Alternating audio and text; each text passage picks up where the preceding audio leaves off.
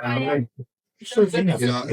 God for you being here today. Pasensya na, I only have a few minutes because we have to prepare for session. Actually, sinabi ko no media. I just wanted to see kamusta yung mga pulis sa labas na napaka-init and just assure them that we appreciate their work.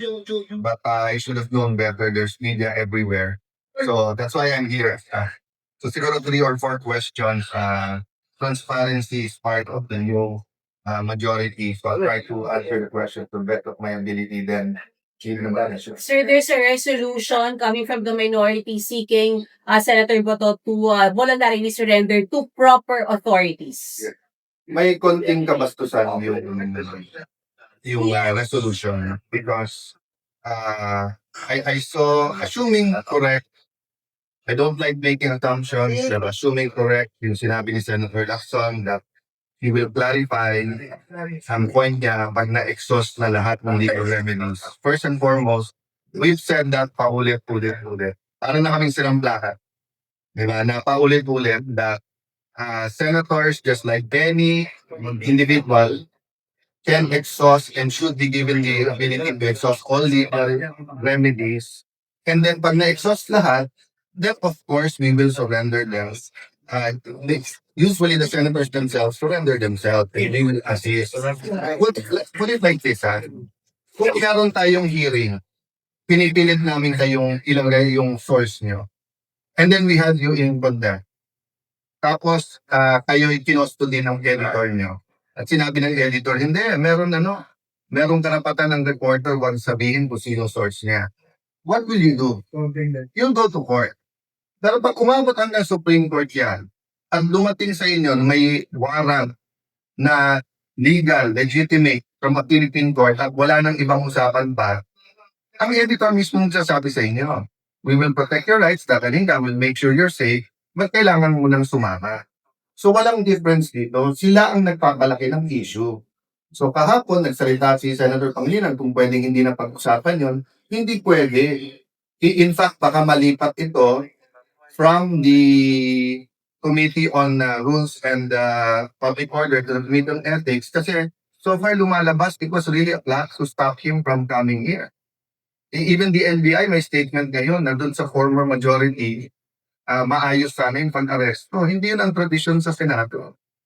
So although the Senate President said this yesterday, so far, ang sinasabi ng dating Sergeant at Arms at ng NBI Director is that nakita niya yung warrant at coordinated sa kanya. Kaya makikita niyo po, nakakalat ang mga agents all over the Senate yesterday. This is the first time that's happened. Hindi po excuse yung akala mo hindi dadating. Pwede ba yun? Akala mo hindi dadating?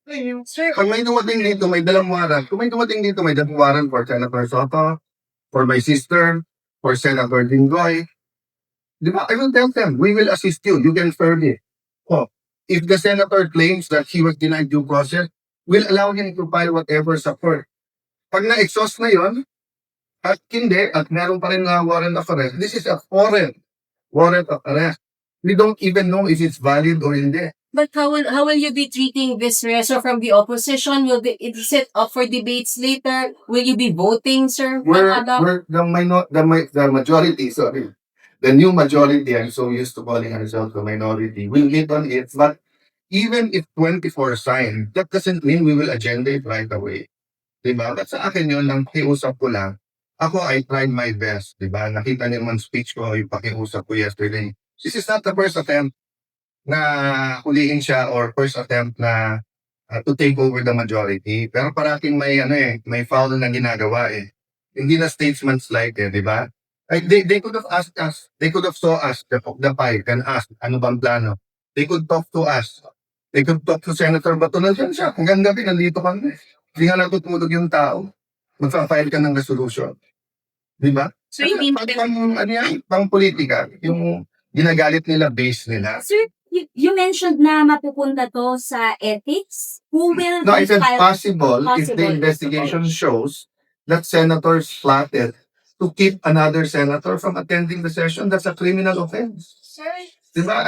I agree with everyone who's saying na mabigat ang hinaharap natin sa ekonomiya natin. The inflation is so high, farmers, logistics, lahat ng transport, hindi lang to tricycle, taxi, jeepney, bus driver, including yung mga naghahatid ng pagkain to ha, pati yung mga multinational na it's not easy to import, let's say, medicine, then get it to all the islands of the Philippines. Doble, triple yung logistics mo noon dahil gasolina o crudo or ano din ang gamit ng mga vapor. Tapos yung diesel din ang gamit ng mga truck. So we want to shift to that. But sila ang stuck sa hindi na sila majority. But in your preliminary investigation, We'll discuss muna with the new majority. But bunsod na nga ng aking damdamin kanina yon nung nakita ko lahat ng pulis. Diba? Kakawawa naman yung pulis. They should be manning their post. They should be at least not exposed sa araw, bringing those heavy gears. Diba? Pero we're creating this tense situation. But in your preliminary investigation, sir, may lumalabas ba na may active plot para arestuhin si Senator Bato noong Monday? May active plot from Pulix na arresta Ayun ang sinasabi ng NBI na alam at ang sinabi So, huli. sir, were you aware also? Because sabi ni Senator P, Cayetano siblings were apparently aware. Kaya, nandun daw sa sasakyan ninyo. Yeah, I think my sister will speak about that. Ako, natural aware ako. Nagsalita ako doon at sinabi ko that he's coming into the building. Kaya sila gulat na gulat dahil every time na magpapalit, gumagawa ng paraan na takutin siya na wag pumunta dito. Sa kayo nakakita, nung wala dito, no work, no pay, nasaan ka, magpakita ka. Mag-resign ka na lang kung ayaw. Nung nagpakita, huhulihin mo. Pero, Ngayon na nandito na, ayun nga, sir. gusto mo namang isuko. Pero sir, nakita niyo ba so far sa preliminary investigation niyo na may active plot from your colleagues I na don't wanna, ipa-arrest? I don't wanna go beyond what I said already because I'm gonna meet the majority. I'm gonna look at all the reports. Basically, inulit ko lang yung sinabi ko ngayon, yung sinabi ko sa podium yesterday, di ba? Nung nagsalita si Senator Soto, sabi niya ganito ganyan, binasa ko yung sinabi ng Sergeant Arms. Sabi ng Sergeant Arms, hindi. Not only 7 a.m., 2 p.m., pinakita pa rin sa inyo. Di ba? Sinabi po ng NBI, sir, makakapasok ba lahat ng agents? Nandiyan ba silang lahat? Kung hindi pa pumayag si SB. Pumayag si SE. So, hanggang dun lang muna ako, di ba? I'm just saying that we're trying to shift to the bigger picture, which is the spiritual, financial, economic, social well-being of our country, not only the political. Oh, but what is the other side doing? Sir, meron po bang active threat ngayon sa leadership niyo considering nampak na medyo magulo dahil dito nga sa We will assume that, di ba? Sabi nga nila, manipis ang majority namin. Sagot ko lang doon, mas mabuting manipis kaso sa makapal. Pero sir, pag Majority nga kayo dati, makapal naman. So, What do you mean by that, sir? sabi niya manipis ang majority namin. Yes, yes. Oh. Because of the 13, sir. Diba? Okay.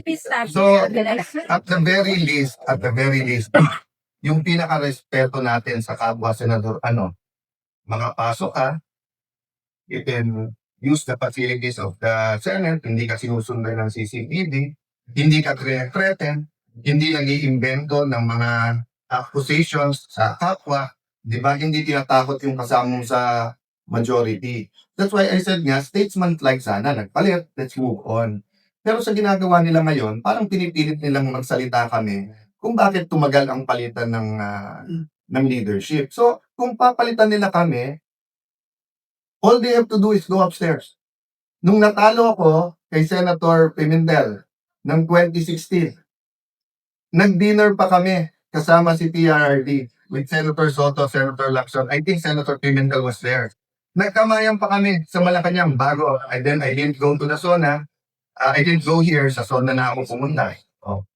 Nung nagpalit at naging Senate President si Senator Subiri, wala namang problema. Nung umakyat kami ni Senator Escudero, pinakita sa kanya, mga boss, may pirmahan. Yakapan pa kami. Siyempre may konting sinong bumaliktad, sinong gano'n. But yung private lang yung... Sir, Diba? So, nung pumalit si Senator Soto, ang umakyat napaka-close pa sa amin. Umakyat kay Senator Cheese. O siya pa nag-vote. Oh. So, before the break, alam nila may hawak akong 14. Hindi dapat ako. It was someone else. Oh, anong ginawa nila? May ginawa sila Sir, kasi para hindi kami umabot ng 48.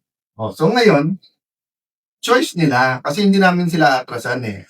Pero sana isipin nila yung mga pulis na sa labas. Sana isipin nila yung oras nyo sa news. Would you rather be reporting on inflation, on tourism, on gas prices, diba? On education, on the super El Nino? Or would you rather keep talking about Bato? Diba? Wala naman sino si Bato eh. Hindi naman box office yung kay Bato. So may legal issue. So let the court decide. Can't we move on from that? Sure, categorical lang. What will you do with the resolution ng minority? Will you allow it to be taken up later? We're meeting right after with the acting majority leader. Pero sir, meron bang threat sa leadership niyo? There's always a threat. Kaya lalo mo ito na mainit ang politika. And I'm ready at any time. I didn't ask for this. If natuloy yung ating palit ng leadership nung bago nung break, hindi ako ang Senate President. Kung hindi ako tumulong kay Senate Sino dapat? hindi na. I don't want to discuss na yung each and every member nga. Kasi nga, let's face it, diba? 24 lang kami. We have to work with each other. And the problems facing our country doesn't have political colors. Yung 7% inflation ba, kulay green ba yun? Or kulay yellow? Or kulay red? Hindi. Di ba? Pag yung tao walang mabiling gamot, yung DOH, siguro yun, trabaho muna. Mag-resign na si Secretary Herbosa. Nangako siya dito during the budget hearings, wala nang delay. Di ba? Ang City of Taguig nakabili ng flu vaccines. Binabakunahan na, mahigit 100,000 ang aming ang aming senior citizens. Bakit ang DOH huli na naman? Di ba may southern at northern hemisphere pagdating sa flu shots, patapos na yung isang hemisphere, papunta na dun sa kabila. Hindi pa tayo nakakabili. Masasabi mo ba sa senior citizen na nagka-flu, tapos nagka-pneumonia, namatay. Masasabi mo ba, sorry, kasi we failed sa billing. Di ba, guys? Sir, may context lang, kapag po nakita sa investigation na yung colleagues, some of your colleagues are involved in the plan or plot to arrest Senator De La Rosa, you will file an ethics complaint Two against them? things. One, that's up to Senator Bato dahil siya naman ang involved. Ako, I'm more talking about the institution. Sometimes, if it's more political action, it's better just to let it go and to be statesmen and stateswomen, di ba? Yung parang, okay, that's part of the game. Medyo may konti kang siko, konti siko. Sige, pero no harm, no foul. No blood, no foul. Di ba? So we want to move there. We want to talk about real issues. Diba? So let me stop there, guys, kasi I'm sure I'll brief you guys SP. by the end of the day. SP, pero last question. is it true po na kayo po ang kumausap kay Senator Bato na magpunta rito, lumutang at Many people have mag-participate? been talking to him for the longest time. And as of Sunday evening, ang alam namin hindi siya dadating. Pero nagkausap kami ng Monday morning, then he told me that he's around. And then we made the arrangement for him to get here. And that's obvious because nung nagsalita ako, di ba? Sabi ko, we have 13 and Senator Del Rosso will come in. That's why nagulat ako nung pumasok na hunihingan tumatakbo. Kasi sabi ko, you don't have to come in dramatically. Yung pala, hinahabol na ng mga ahente ng NBI. Let me stop there, guys. I just have to do some work. Sir, Yeah, pero yung van na sa akin. sakyan ni Sed Bato sa Sa inyo. inyo. Senator Pia will speak about it, but I will tell you everything because there's no crime. Di ba? Ang mag-hitch ba ng ride na yun, bawal na. But the van is yours. Kayo po yan. Kayo pa, ma'am. I don't want to preempt yung speech ni Senator Pia, but later on we'll answer all the questions. Thank you.